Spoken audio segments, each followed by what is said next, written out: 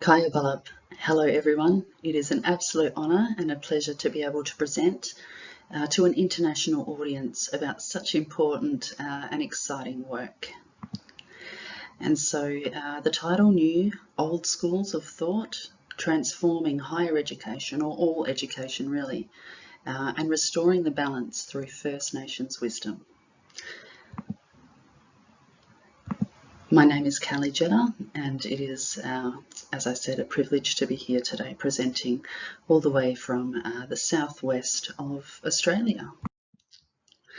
I would like to acknowledge country and custodians. Firstly, Bindjarab Noongar country, where my family and I are from and where we reside. All First Nations peoples, communities, families, leaders and elders across our vast and diverse nation here in Australia, and the collective wisdom, enduring strength and unbreakable spirit of First Peoples in Australia and across our great globe. And so what is this presentation all about? In a nutshell, it's about First Nations wisdom, the beauty, the power and the richness of it, and the fact that it is still waiting in the fringes, still confined to the wings. First Nations knowledges in education in Australia have historically been represented as primitive, simplistic, past and mythical, relevant and beneficial only to First Nations students. It's considered peripheral knowledge, additional, exceptional, special interest, and often applied for box-ticking purposes. Often it's viewed as a depressing guilt trip focused primarily on trauma and disadvantage occurring through colonisation. And it's always been seen as inferior in process, content and validity and value since the arrival and comparison to Western empirical knowledge. And of course, if we look at Western empirical knowledge that favours the head over the heart and over the gut, over all types of other knowledge, that values competition and drives independence, you know, it's not hard to see why we have, I guess, arrived at the very brink of destruction, you know, human destruction and environmental destruction. And so too often educators have overlooked the enormous value of First Nations knowledges and perspectives of teaching and learning, and the fact that they are thousands, even tens of thousands of years old, and the first and oldest continuous systems globally. Here in Australia, our First Nations culture is the oldest continuous culture in the world, you know, with dating going back to 60, 70,000 years, and, you know, those perspectives and timelines are continuously, you know, going further and further back the more we find out. Knowledge through a First Nations way and lens is developed through observing, through storytelling, practical experience. Learning is occurring everywhere and everywhere. It's common in key characteristics. So wherever First Nations wisdom and knowledge is around the world, it usually has in common the fact that it has a strong relationship to land and looking after the natural environment. It is communal in that it considers the collective good. It's relational in that, you know, people understand it is through interaction with each other and the world around us that we generate knowledge that is meaningful and purposeful. And it's holistic in that it's not all compartmentalized. You don't have to go to school or university and be sitting in a desk and a chair necessarily to learn. And learning can occur in many ways. It's not just about facts and figures and statistics. You know, there are other types of learning and knowledge that have been left out of the, I guess, systematic and formal school education equation. And so First Nations knowledges and wisdom are concerned with the well-being of people, environment and relationships. Ultimately, the main point and purpose is living well and living sustainably so that that can last for a very long time. It's less concerned with competition, with deadlines, with comparisons, with written proof and records.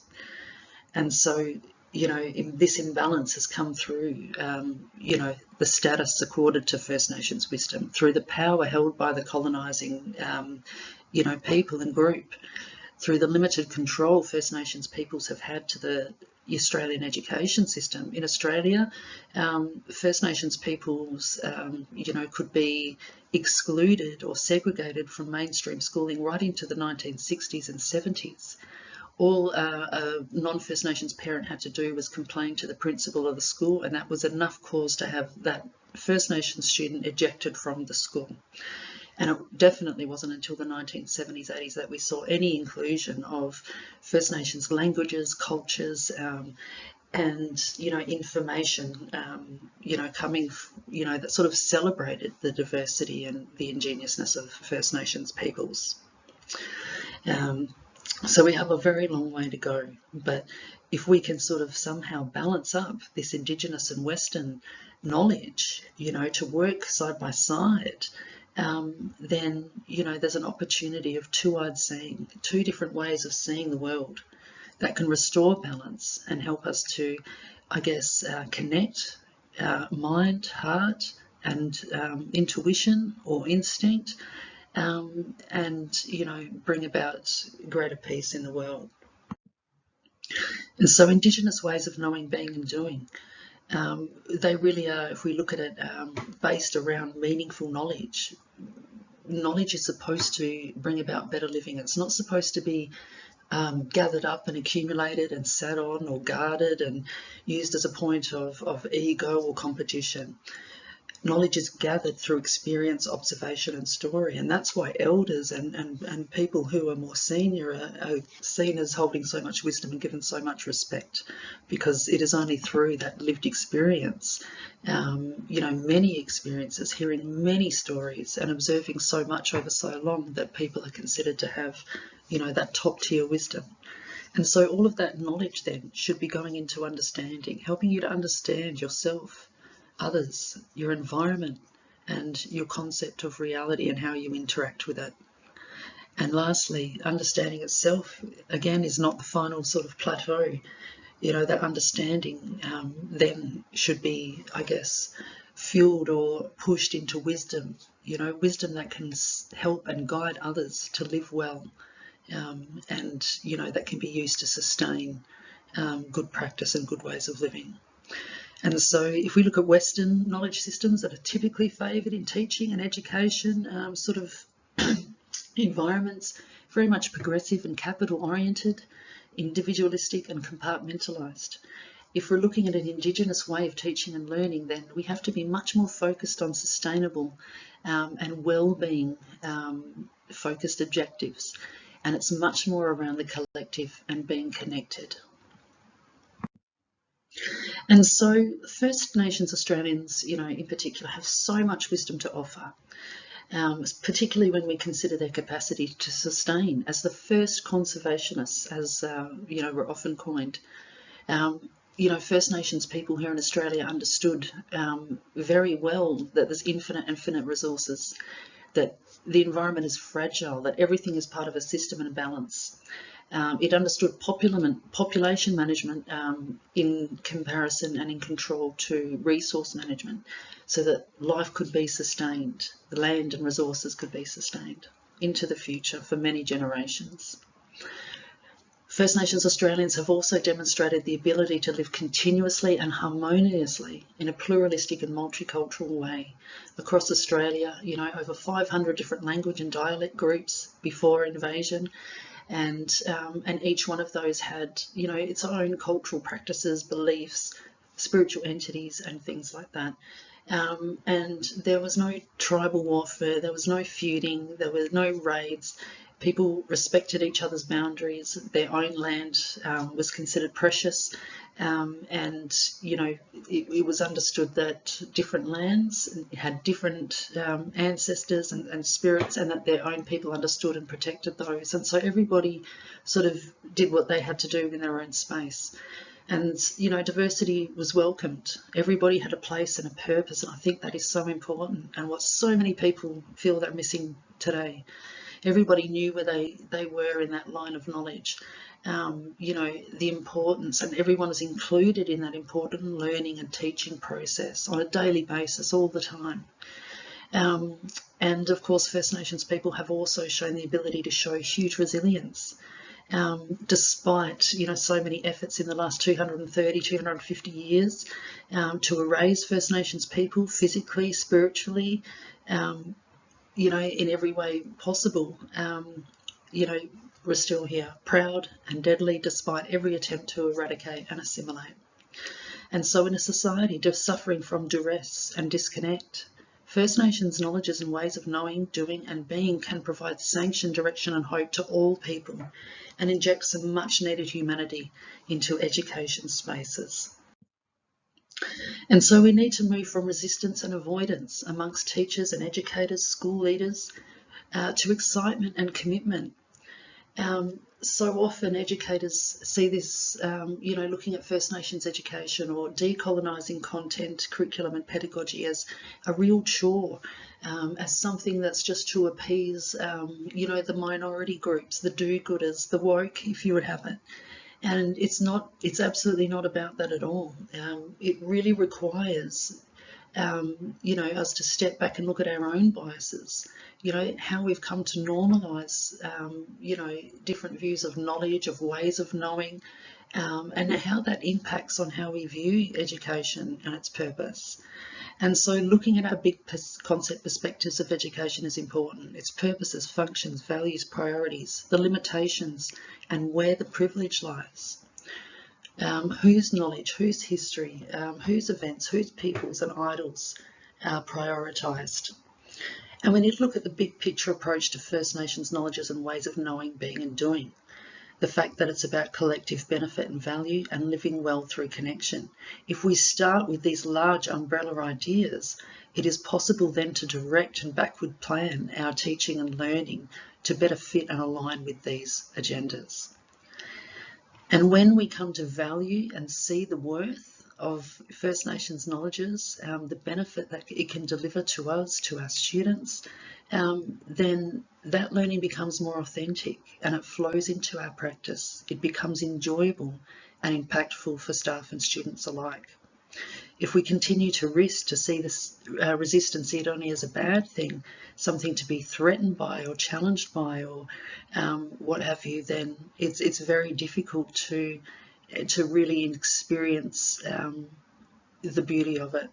And what I can honestly say as an educator working in both high school and in university spaces is that when people, it doesn't matter where they're from and what their background is, when they engage and are welcomed into First Nations ways of knowing, being and doing, you know, they cannot deny that they feel a sense of connection, a sense of safety, belonging, welcoming, warmth. You know, they're able to let their guard down, to reflect and to hear on a more deeper level than what they have in, I guess, traditional and more conventional learning environments and spaces and subjects. And the learning that they gain from that is different. You know, through different teaching pedagogies, you get different learning outcomes. And what this enabled many students and staff to do was to bring humility and humanity back into teaching, to be able to use humour, to be able to use personal stories to create relationality, to break the ice and to create that sense of inclusion and belonging. These pedagogies are not specific to First Nations peoples. They're ancient wisdom that's been around forever that are still just as contemporary and valuable today, if not more so. And so the big five is how I suggest educators get started with bringing some of this First Nations wisdom and knowledge into their educational practice and into their own lives. I'll go into these in more detail in just a second, but in summary, interactive and two-way flow in teaching and learning.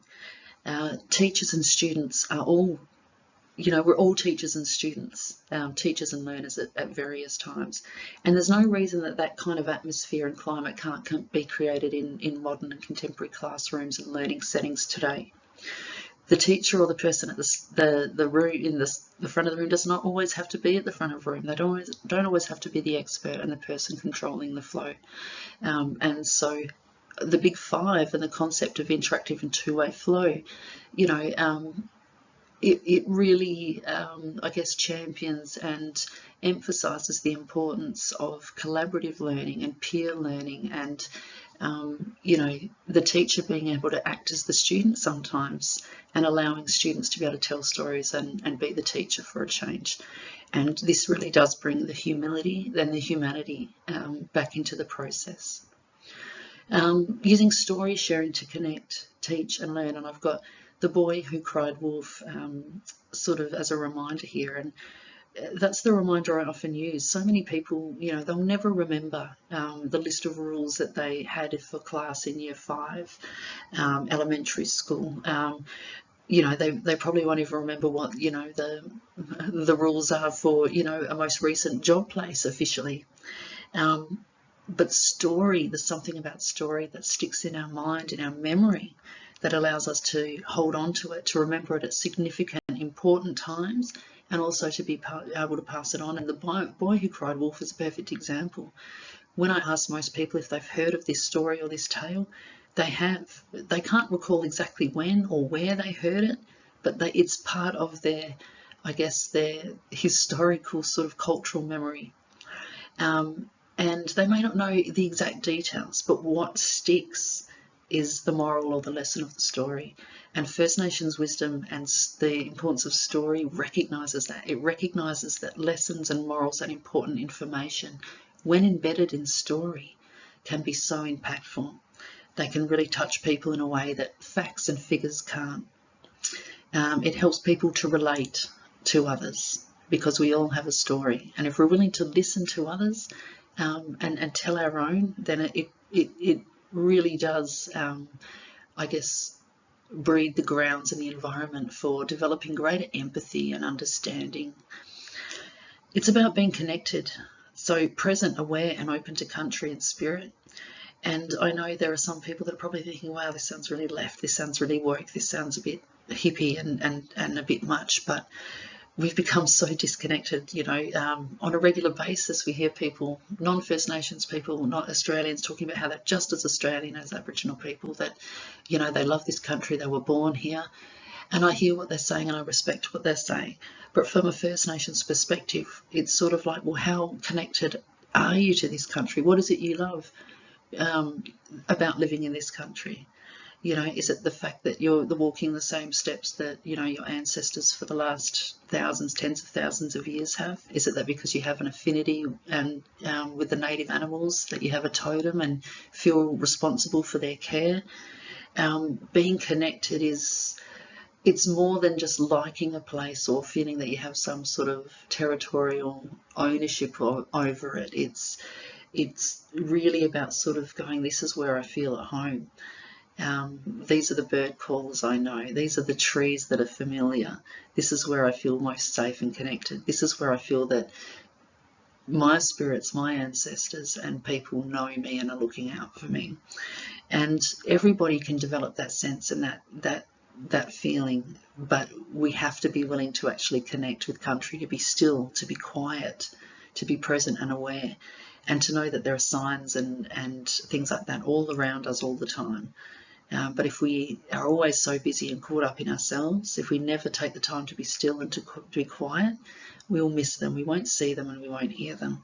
So it's about that, being connected, being grounded, knowing that we're part of a system, part of a pulse, if you like, a life pulse, you know, we're a part of as an individual, but we're also part of as a whole.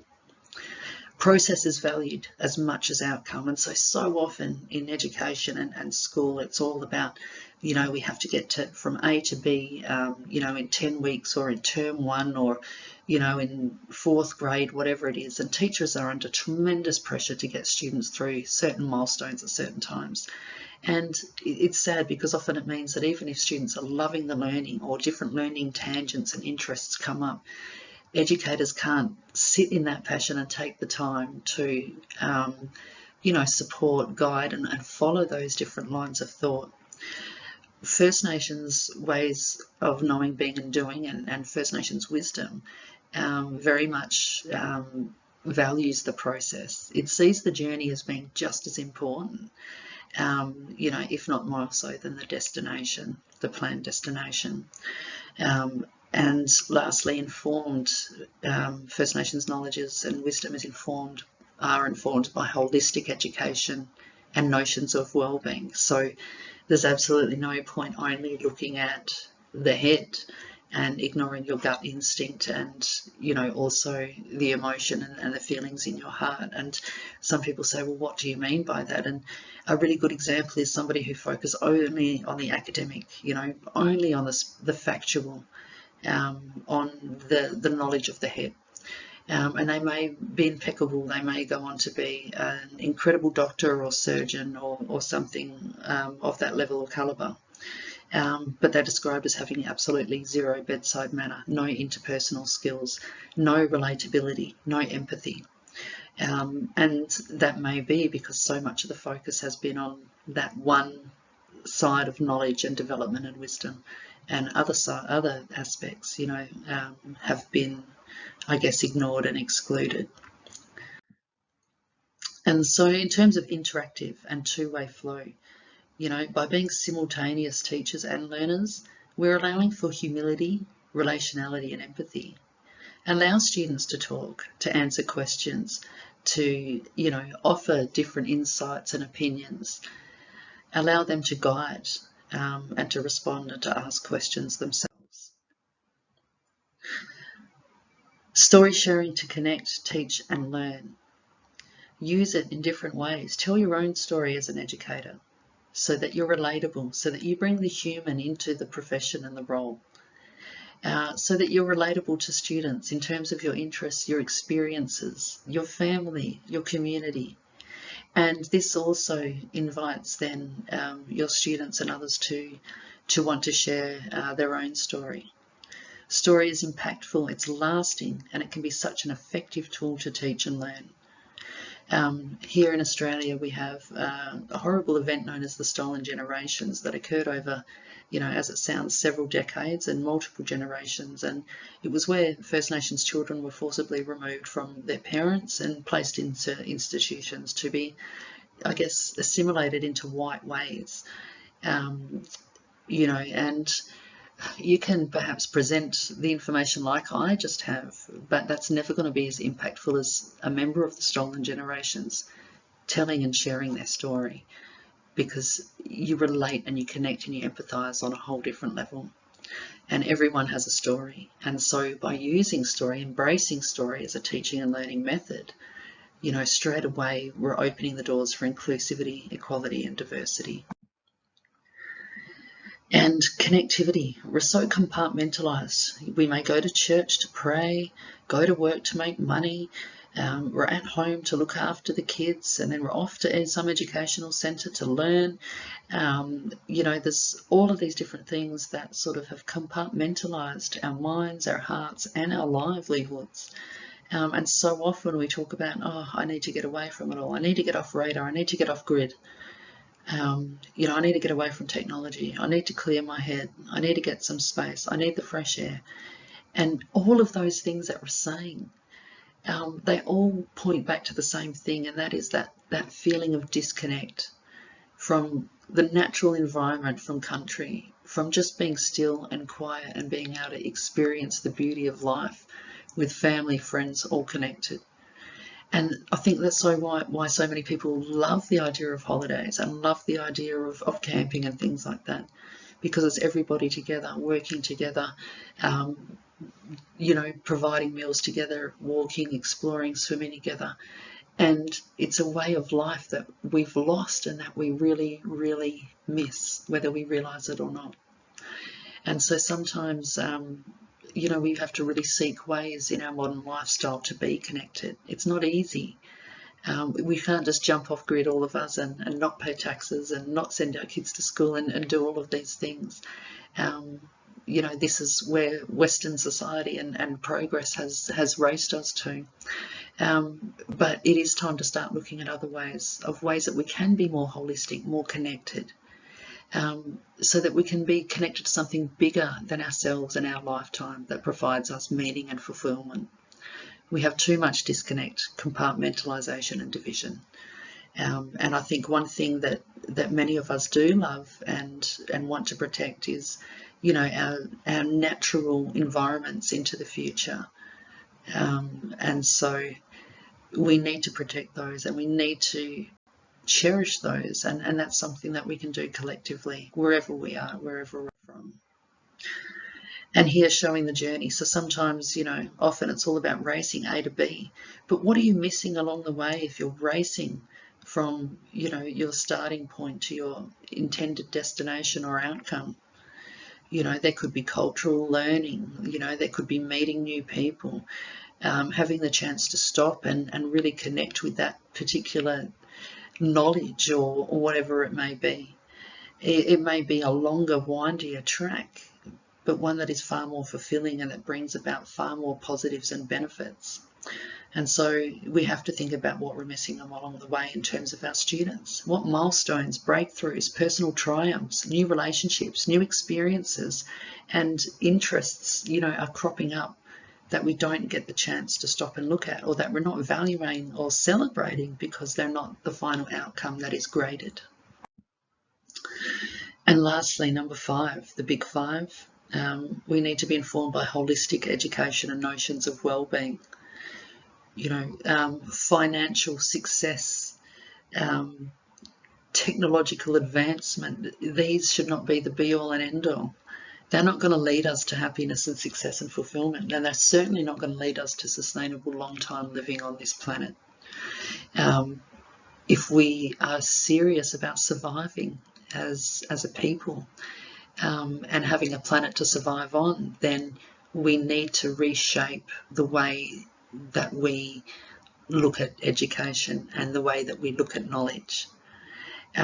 We need to ensure that the students that we're teaching are being taught in a way that's informed by holistic education and notions of well-being, that we're not just emphasising the head, but we're also bringing into account intuition and gut feeling. We're also bringing in the heart and empathy and feeling. All of these things are part of an important whole, and if we neglect any one part, then we risk people's well-being. And so, I think school systems are starting to change a bit. In fact, you've got a lot more mindfulness and resilience building and different things built around, that holistic sense of care and well-being. But we need, again, to bring that in from the fringes. It's not just for students who are trauma impacted or who are struggling. This is valuable and necessary, essential knowledge and practice for everybody. And so, in summary, First Nations knowledges and wisdom, that's what self-determination and cultural survival are inextricably linked to. Is through education, our teaching and learning practices, that First Nations knowledges, have the opportunity to survive and to become celebrated more mainstream. And it's also a huge part of our determination as First Nations, self-determination as First Nations peoples, to be able to teach and learn in a way that is natural and authentic to us. It's not about replacing or cancelling everything or about the current education system. As I mentioned before, the whole concept of two-way strong and being balanced is about looking at, all of the positive and benefits that come from the Western knowledge system, and equally doing the same for First Nations rather than excluding one over the other. This broadens our perspectives and practices to include and value First Nations knowledges and processes alongside Western lines of thought when it comes to teaching and learning. Not a new idea and not something that hasn't been advocated for a long time, but again, something that is still very much in the fringes and not embraced to the level that it potentially could be. And it's not about one group dominating or benefiting over another. It really is about balance and responding to contemporary challenges with humanity in a way that can benefit all. And the more knowledge, the more wisdom, the different ways, more ways and perspectives we have of seeing the world, surely the more solutions we have, potential options to address the challenges that we're all facing as human beings, on our shared planet. And so the potential is there, and it's enormous. And so my closing thoughts, both for educators in Australia and more broadly, you don't live peacefully, sustainably, artistically, spiritually, and continuously for tens of thousands of years without developing extraordinary knowledge, perspective, and wisdom. You know, this wisdom has been undermined and excluded for far too long. We need to have a look at and capitalise on what was so successful and effective about this, so sustainable. And it's to the detriment of students and society at large that we are yet to fully understand the value and embrace the potential of First Nations knowledges, both broadly and locally, to positively transform the way teaching and learning is envisioned and experienced.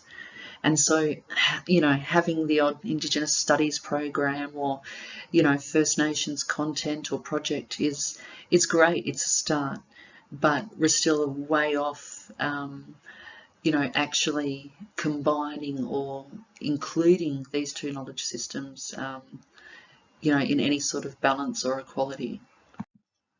And so what can we do? As First Nations peoples and educators, we need to continue to share, to educate, to trust in others, to collaborate and to grow. We need to practice what is preached. We need to be always working towards the collective good, demonstrate our respect for elders, show our care for country, and privilege collaborative approaches. We need to draw strength and direction from First Nations ways of knowing, being and doing, and hold true to those. And for non-First Nations peoples who are interested in this and want to develop further, it's about listening, learning, respecting knowledge and the holders of this knowledge, and building and nurturing trust with them. You can't expect us to come in and take knowledge or expect someone to be willing to impart this if you're not willing to build a relationship, invest the time that it takes to develop that trust. And, you know, as we sometimes call that in First Nations circles, moving at the pace of trust. You need to be reflective and self-critical. Look at your own assumptions, beliefs, values and experiences and how they shape your practice, how they shape your thoughts and ideas, your very fabric around what education means, what your role is as a teacher, what you hope to give to your students, how you want them to impact on the world as individuals. Explore and engage with alternative cultural knowledge systems. First Nations knowledges is a great start, particularly the First Nations peoples or culture of the land where you are. Experience the value and benefit yourself. And once you have authentically experienced this, then share, educate, advocate, collaborate, and grow with others. I'd like to thank you so much for your kind patience in listening to me. If you would like to contact me and provide feedback, I would love that. It would be hugely appreciated. If you would like to discuss possible research or publication collaborations, I'd be so excited. Or just have a yarn, then of course I would love to hear from you. My email is as follows. Please reach out, and thank you so much for your attention.